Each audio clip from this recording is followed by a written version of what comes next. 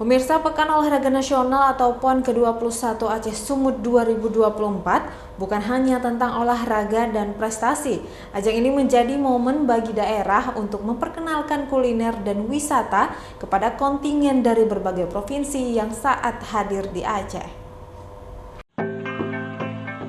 Keramah tamahan masyarakat dan kelezatan kuliner khas Aceh menjadi salah satu daya tarik tersendiri bagi para atlet dan ofisial yang hadir di bumi Serambi Mekah di ajang PON ke-21 Aceh Sumut 2024. Seperti halnya yang dirasakan oleh orang tua atlet cabang olahraga sepatu roda, Debbie. Mereka merasa terkesan dengan keramah tamahan masyarakat Aceh yang menerima dan menyapa meski tidak saling kenal.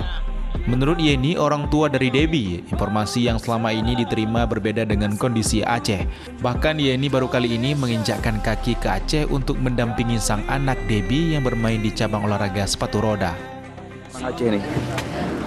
Orangnya welcome dan sangat membantu. Kemarin saya perjalanan dari bandara kemari juga drivernya bantu kita untuk mengenalkan tentang wisata-wisata, dan kita dibawa sih pergi ke beberapa tempat untuk menikmati kuliner asli Aceh.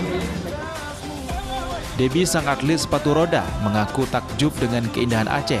Masyarakatnya juga sangat ramah dan Debbie merasa heran karena ternyata banyak juga pendukung Jakarta yang berada di Aceh. Selama ini dia mengaku kurang informasi tentang Aceh, padahal keindahan serta keramah tamahan masyarakat Aceh membuat dirinya di lain kesempatan ingin kembali lagi untuk berwisata dan menikmati kuliner-kuliner Aceh yang belum sempat ia cicipi.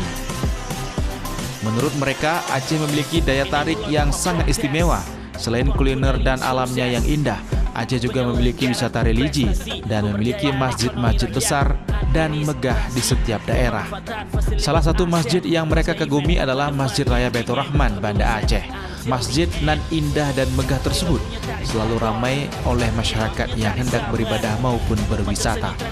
Selain itu, menurut mereka Aceh juga sangat aman, meski dulunya Kabupaten Pidi salah satu daerah basis GAM di masa konflik. Dari Kabupaten Pidi, Jamang Panggwa, iNews melaporkan.